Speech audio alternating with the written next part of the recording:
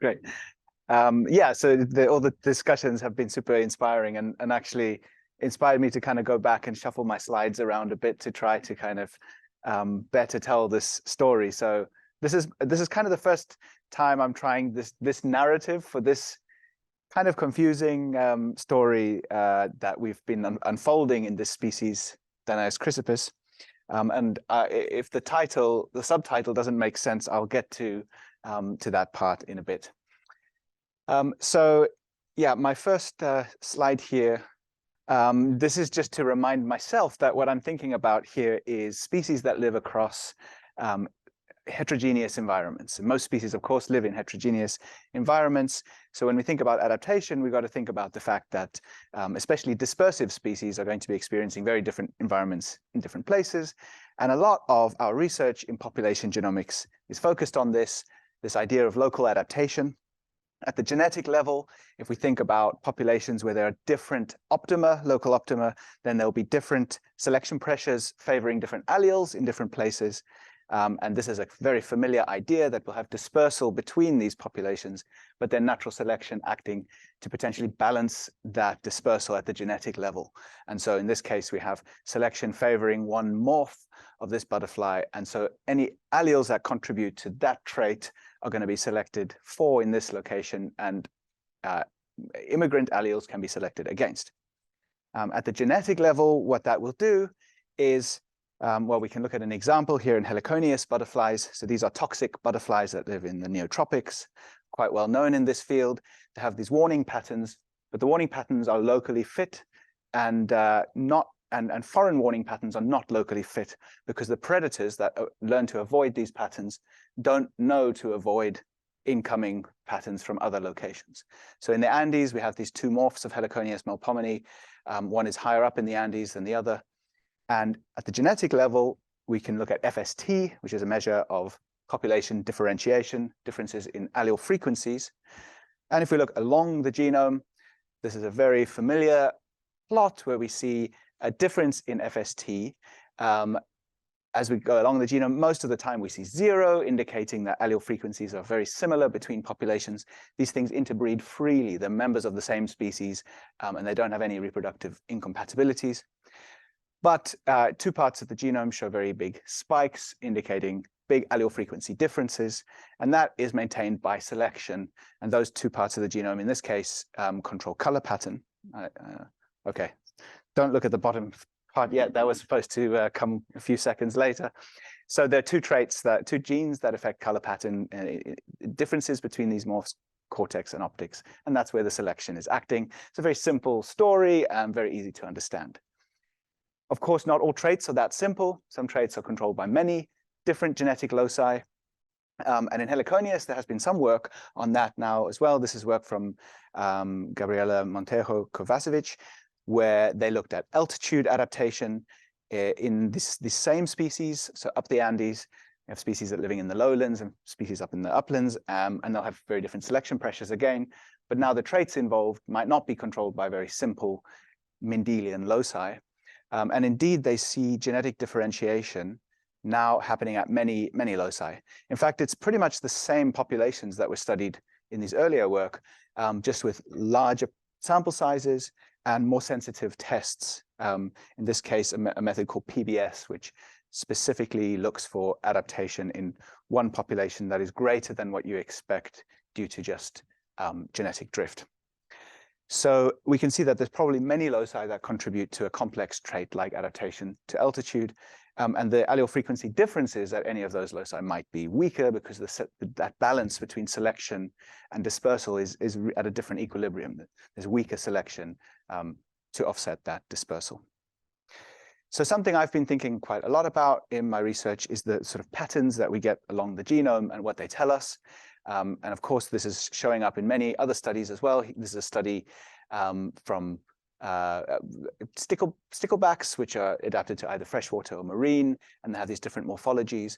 And we see quite a different pattern of differentiation across the genome, in this case with sort of big blocks, and then some parts that have no differentiation.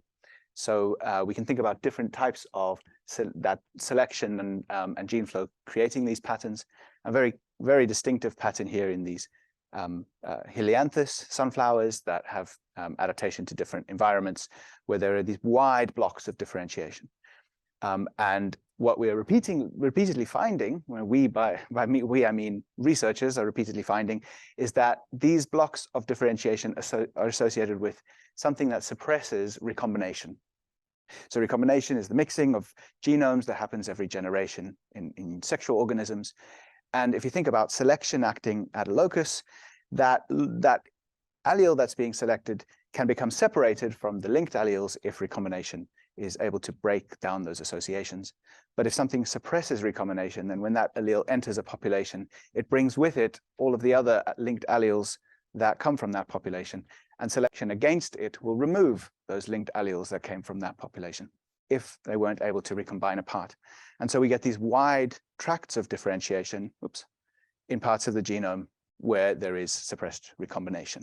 And so the inference here is that there may be something suppressing recombination, probably chromosomal inversions, and I'll get to that in a bit. Why might this evolve in the first place? Why might chromosomal inversions be involved in adaptation? That's kind of one of the main themes of this talk. So I'll come back to this little toy diagram here. We have our two populations where there are different traits that are favored in different populations.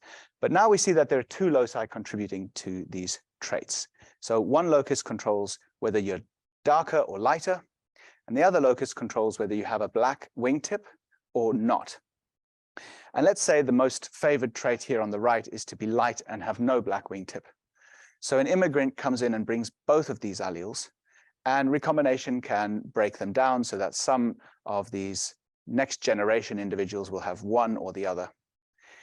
If a genomic rearrangement were to arise that linked together the two locally fit alleles at these loci, the one that makes you light and the one that gives you no black wingtip, and theory tells us that if there's enough migration, that this individual will have a fitness advantage because its offspring won't suffer from migration load. So it won't create offspring that have mixed genotypes. It maintains this fittest combination together. And so that will favor this mechanism that causes recombination suppression here. And so say that's a chromosome inversion. That inversion itself is a heritable mutation. It's a mutation that contains other mutations, and it is heritable. And so over subsequent generations, that inversion can spread. And now we have a population that all have this inversion and that link together these locally fit alleles. And this is an idea. I haven't actually got the citation in here. This was first shown theoretically by Kirkpatrick and Barton almost 20 years ago. It's kind of an intuitive idea, but it's probably only going to be selected for in certain circumstances when there is, first of all, a combination of linked loci in the genome that affect locally adapted traits, and then also sufficient amounts of gene flow to favor linking those together. So I spoke about chromosome inversions. So just briefly, why do these suppress recombination? There are two main reasons for this. The one is that if our chromosomal inversion is here at the middle of our chromosome, sorry, this was an animation that broke. So the left arrow should be pointing, only to the left. Then when these chromosomes pair up in meiosis, in order to cross over, they need to form a loop structure like that so that they're pointing in the same direction. At least in the genes, the sequences in there are pointing in the same direction. And so when a crossover then forms, if you had to follow one of these strands through the crossover, what you'd find is that you end up with these looping gametes that don't contain all of the genes. This one contains 1, 2, and 1, and this one contains 3, 2, and 3. And so this leads to inviable offspring. So under this left-hand idea, you actually do form your crossovers, but the offspring with those crossovers don't survive. In the right-hand idea, if this genome rearrangement is so distinct between the two chromosomes, they might fail to pair up at all. And so then the crossovers that do occur will always occur outside of that genome rearrangement. And so we can still get crossing over in our chromosomes. It just tends not to occur in the central part of the chromosome where the inversion is. So that's what suppresses this recombination, this genetic mixing. So there are some very classic examples of local adaptation involving inversions. One of my favorites is these mimulus monkey flowers that have two morphs, a perennial morph and an annual morph that are adapted to either more moist or arid conditions. And they have a number of traits that go together, including size. And so there are presumably multiple genes, multiple loci that contribute to these traits, and they're linked together in a big chromosomal inversion. If you read through the names of the markers here, you'll see that they go in opposite orders on these two chromosomes. And there are many other examples. The one that I should have used for this audience, the Littorina snails, where there are inversions that differentiate different morphs along the coast. And they've also been shown to be associated with multiple traits. And that's important because we're talking about cases where there are multiple loci, at least two within that genomic region that are being held together, where alleles are being held together. And that's what's favoring the inversion. But we've sort of been talking about how linking fit alleles together is always such a good idea. But the whole history of the evolution of why there is sex in nature is about this idea that mixing is good for evolution. So how do we reconcile these two things? Well, probably it's the case that inversions are useful when they link locally adapted alleles for some period of time, but there will be cases where the environment changes or there are new environments where new combinations of alleles may be fitter.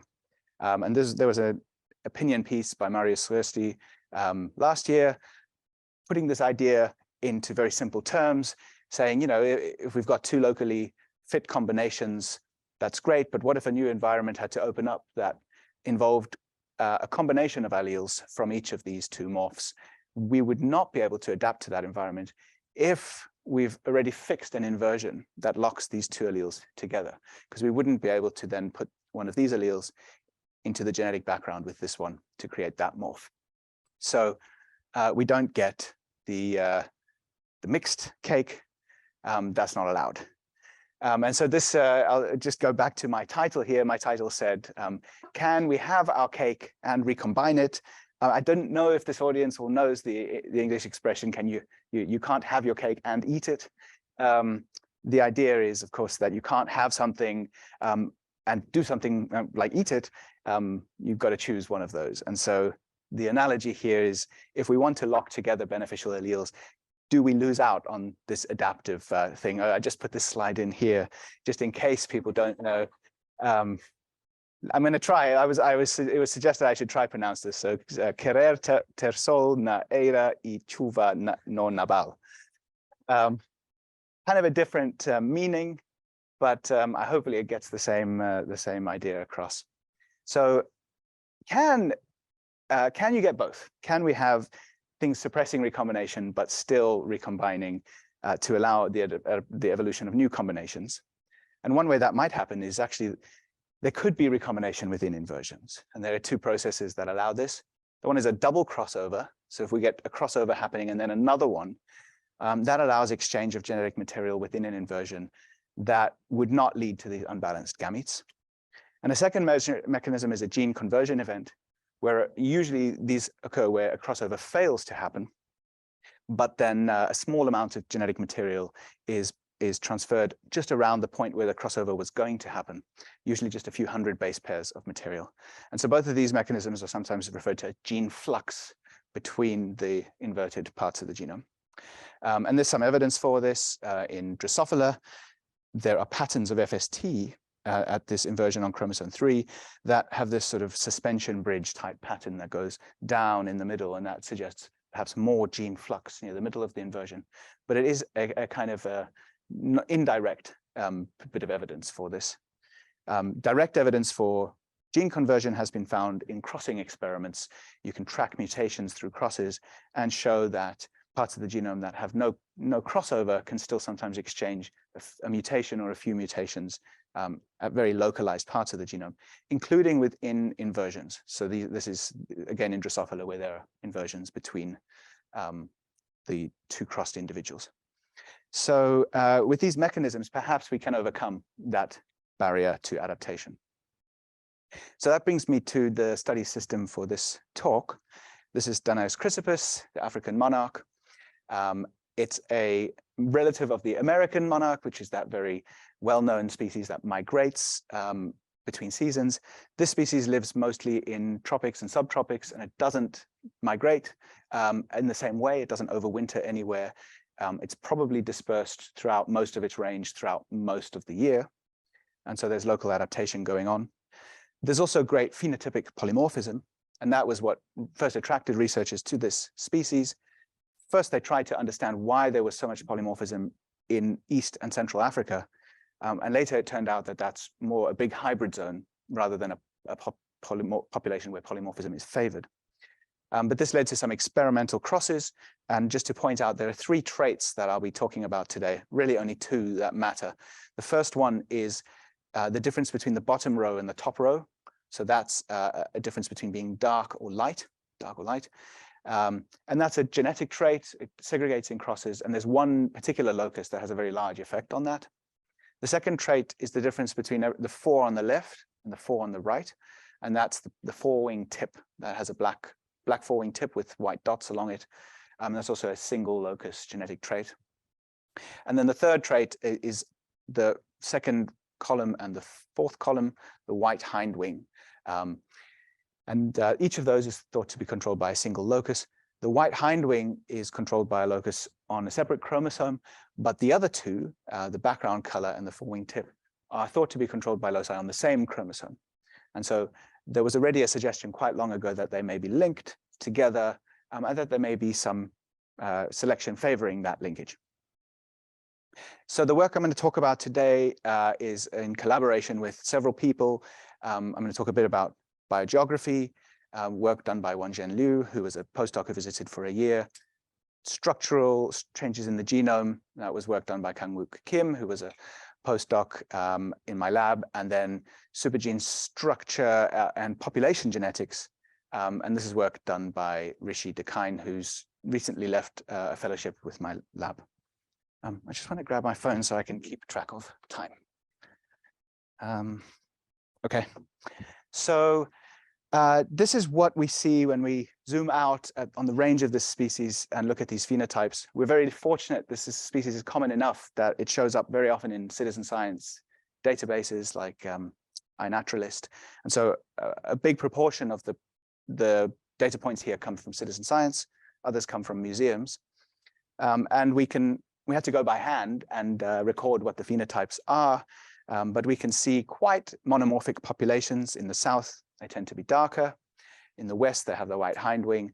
In East Africa, they have this morph without the dark background or the forewing tip. And in Asia, they have the forewing tip. And one of the surprises is we expected this Mediterranean population to look like the Asian one, but actually we see quite a lot of them having the darker background color here. It's moving north. This species hasn't reached Porto yet, but it will probably soon. And I bet when you see it, you'll see this darker morph here more often than the light one. So what I suspect is going on here is that we have quite a lot of dispersal in this species, but selection maintaining these differences. We've tried to quantify the allele frequencies in these different places from these data sets. And try to understand what drivers may affect, what selective drivers may be in control. We think mainly it's warning pattern. So the same as Heliconius, where there are predators that learn to avoid a local pattern. So the local pattern in East Africa is avoided by predators, and there's some experimental work to support this. But the dark morph is interesting because it occurs in regions that tend to be a bit cooler. And there is a relationship between being dark and the annual temperature. So perhaps dark morph is a bit of a compromise or some kind of interaction between warning predators, but also having the right thermal adaptations. There are sort of clines if you draw lines through space and look at how allele frequencies change. And this makes us think that there is a balance between dispersal and selection. But this balance is playing out over the scale of hundreds or even sometimes thousands of kilometers. So probably a hugely dispersive species. And indeed, we've now been looking at genetics, and I'll be showing in the next slide some evidence for that level of dispersal. This is just to acknowledge that a large number of people have contributed to collecting samples for this work, and we've tried to sample populations representing each of the main parts of the range, including populations from Rwanda and parts of Kenya that are supposed to be in the hybrid zone. So I showed FST plots for Heliconius and some other things before. These are the equivalent plots in our species. So in each of these plots here, I'm showing FST between a pair of populations, and this pair of populations is monomorphic in their color pattern, and they're usually sampled very far apart, thousands of kilometers. And FST is extremely low across the genome, as you see in Heliconius, but the distances here are massive. So this really supports a very extensive dispersal in this species, maintaining essentially one mixed genetic population in most of the genome. But there are these peaks. In particular, on chromosome 15, we see a peak in all three of these pairwise comparisons that we do. I didn't say much about the assembly of this genome here. That was something that was done a few years ago, but we're very fortunate in this species that it assembles very well. So our genome is very close to being chromosomal already without too much work. There has also been some association analysis, and I'm not going to go into too much detail about this, but we expected these two traits to be very simple, Mendelian traits. I'm talking now about the forewing tip and the background color. And because of that, we think that these associations should be quite easy to find. There's only one locus really, one chromosome really that associates with the forewing tip, and that's chromosome 15. And background color shows association with more parts of the genome than we expected. Some of this might be artifacts of population structure, but again, chromosome 15 shows a massive association.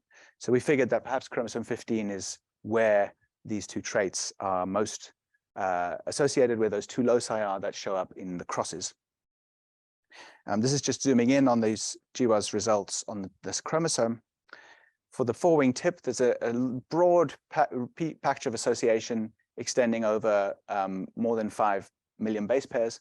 You'll see there's a gap here in the axis, and that's because there's a long patch of this chromosome that has structural sort of duplications. It's a copy number variable region. We can't find a clear locus that associates with this forewing tip trait, and I suspect it's actually the number of copies in that gap over there that really controls whether you have the forewing tip or not. The dark and light background color shows a very strong association here at about 6 million base pairs. And right at that locus is a gene called yellow, which is a melanin pathway gene. So quite an obvious candidate for this light-dark trait. But the main point of this slide is that we think that these two traits are controlled by different loci, because this yellow locus does not associate very well with the forewing tip. So that's probably a situation where if there is recombination suppression here, which there is, it may be favoring linkage between alleles at these two loci. Looking at genetic differentiation in more detail, so this is FST again, we see a very broad peak. And it's a peak of differentiation in 3 pairwise directions, so between whichever pair of populations we look at. And so we already thought this can't be a single chromosomal inversion, but rather something more complex, because an inversion should just have 2 different alignments, 2 different arrangements, and therefore so only maintain differences between 2 populations. And this just shows the sort of genetic population structure. This is a phylogenetic network based on genetic distance.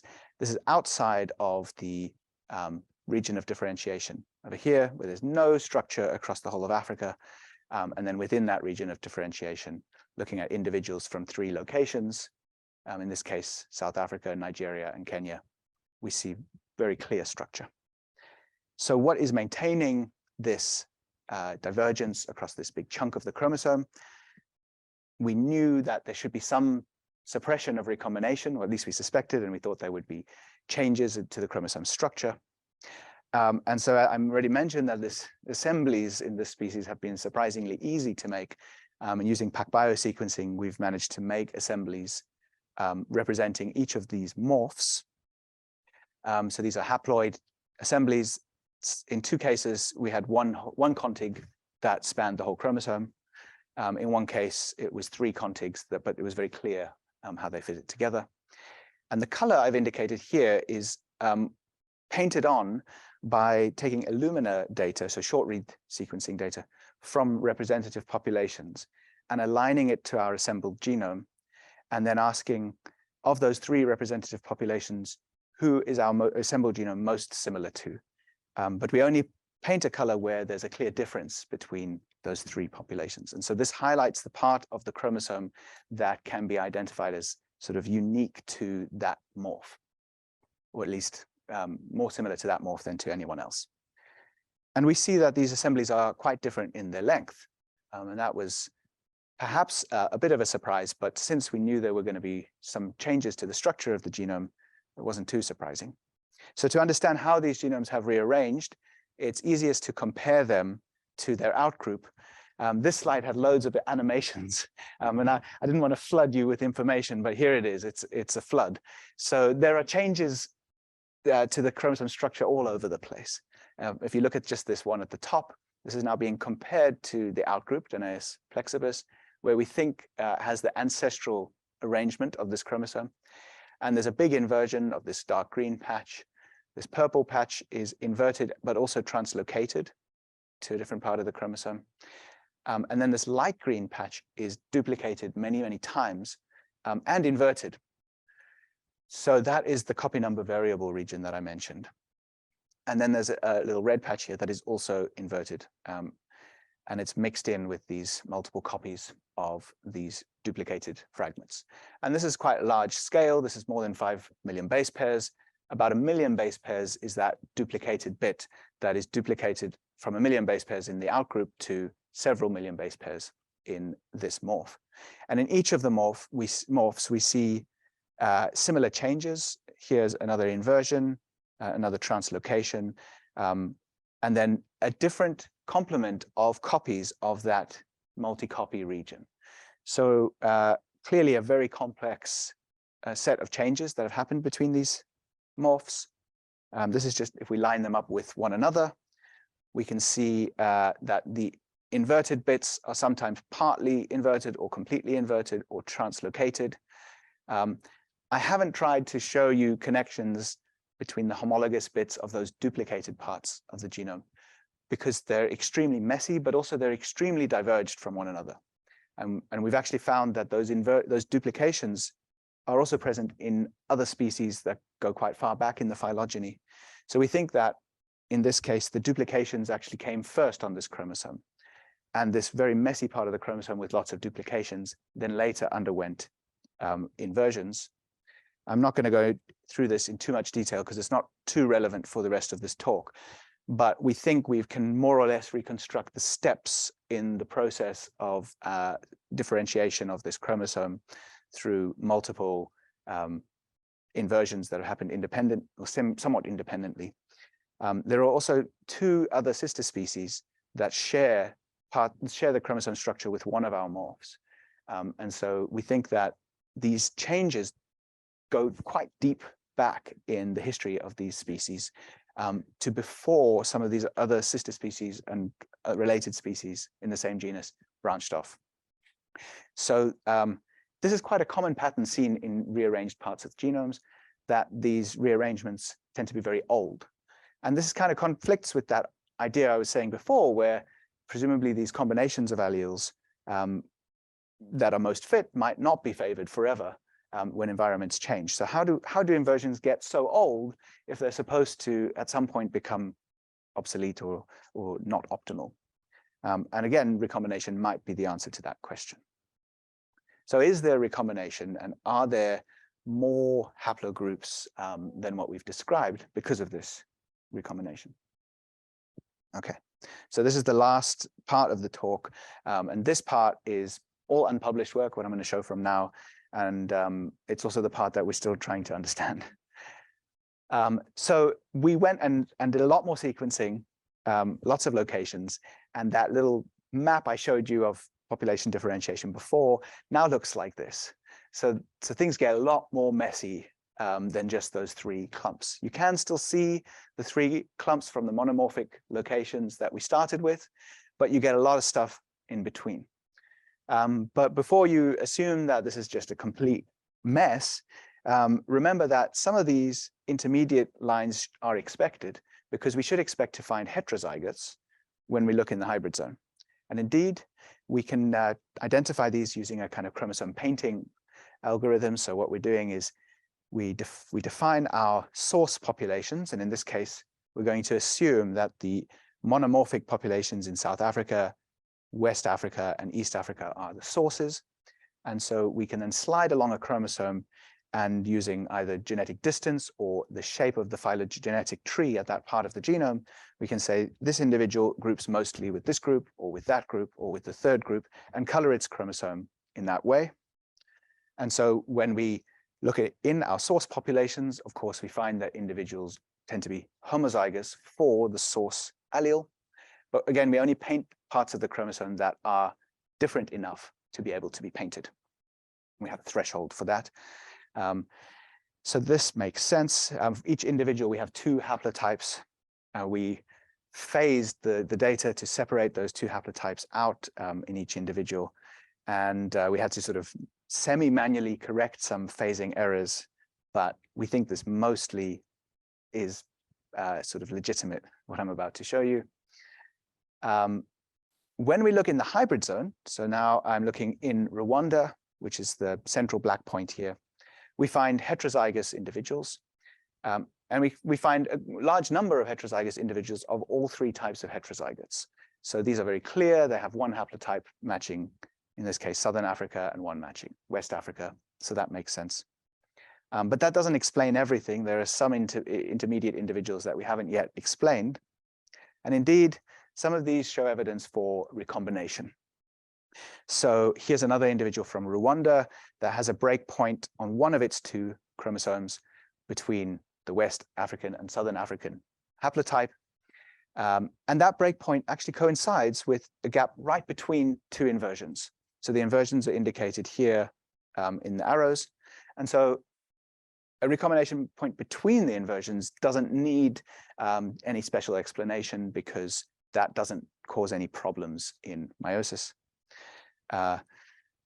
And we see a number of individuals like that. Actually, these two at the bottom both come from a small island called St. Helena in the Atlantic Ocean, which is weirdly polymorphic for this chromosomal region. But there are also individuals that look like this. And we can't explain these with simple crossing over between the inversions. We get a kind of a mosaic-like pattern. I don't know how clear it is for you, but there are sort of blue slices within the red background. So in phylogenetic terms, we're sliding along the chromosome, and this individual sequence is most closely related to Southern Africa for part, and then it's jumping to be most closely related to West Africa, and then back to Southern Africa. And that's exactly what we expect if we've got recombination happening within our inversions. To show you at the geographic scale what this looks like, we've got mostly monomorphic populations from those monomorphic sampling areas. And when we look in Rwanda, we find these heterozygotes, but also those recombinant haplotypes. We've got about 50 individual sequenced from Rwanda now, so this is just a subset to show you what we can find there. This is the little island, St. Helena, that I talked about. Lots of individuals carrying a recombination point here. We actually think this island was colonized very recently. It didn't have milkweeds, which these things feed on, until humans got there a few hundred years ago. And there's a bottleneck, a founder event on that island. So it could be that this recombinant pattern is not fit, but it just happened to survive the bottleneck, or the population is small enough that that there's no real strong selection on a particular combination of alleles. There are in fact two different types of recombinants that occur on St. Helena. There's another population in South Africa in the northeast, which is very unexpected. It has a mixed allele. that is mostly East African, but has slices that are closer to South Africa. And weirdly, phenotypically, this is exactly like South Africa. So unclear why that allele should be present. Well, that I call it an allele. It's not an allele. It's a haplotype, but it segregates clearly as something that is inherited as one block most of the time. And then up in the Mediterranean, we actually find a surprise, because these are dark individuals. I mentioned that, but they look like the light-colored West African individuals. You'll see they have got some slices of blue, and that might contribute to them being dark. They also have another allele that doesn't, or haplotype that doesn't paint very clearly like anything. Maybe it's got a bit of East Africa in it. It's clear that we haven't correctly sampled all of the diversity to enable to paint all of the diversity. And so you should take this with a grain of salt and say that we can show that there's changes in ancestry along these chromosomes, but what you're changing from and to depends a lot on what you decide to use as your palette for painting the other chromosomes, if that makes sense. This is just an example of all of the really messy recombinants that we see. And it looks like a complete mess. And we might say, well, maybe these inversions don't even suppress recombination. But actually, the longer you look at this, and if you focus in particular on the two inversions in the center that are the ones that are inverted between all three morphs, then we'll see that there are actually only 4 different flavors of the left-hand inversion. There's the all yellow, all blue, all red, and then there's this yellow one with a few blue slices, and that shows up over and over again. And then the right-hand inversion, again, those 3 starting flavors, and then 2 additional ones. One that's red with several blue slices, and one that's yellow with several blue slices. So probably, actually what's happened here is quite rare events where some crossing over happens, and then something gets sort of stabilized and fixed and potentially selected for. And what we don't yet know is whether these recombinant patterns are producing new combinations of alleles that are indeed fit. So you can produce these, but what we haven't yet been able to show is that these are specially adapted to any particular conditions. I'm basically at the end now, so I just wanted to say, we've been thinking about selective sweeps. We haven't really found much evidence, this is just nucleotide diversity, that this recombinant thing is suddenly sweeping. It looks like it might have been around just as long as any of these other kinds. So perhaps this recombination happened very long ago, and perhaps we have to look locally where it occurs. And this is the result that I was worried about putting in here. I don't have too much time to explain this actually, but when we look at relatedness among those 3 things that we painted with in the first place, red, blue, and yellow, we would expect the relationships to be clean within these inversions, because the inversions happened once and sort of they should be stuck in time. But actually particularly within the second inversion here, we see the relationship between red, blue, and yellow, between the 3 morphs, changes along that inversion. And basically, without having enough time to explain this in detail, I think what this means is those 3 things that we were painting with in the first place don't represent the true sort of ancestral states, but they represent things that themselves had already been jumbled up through time. And so perhaps it's impossible to know what the original states were in this part of the genome.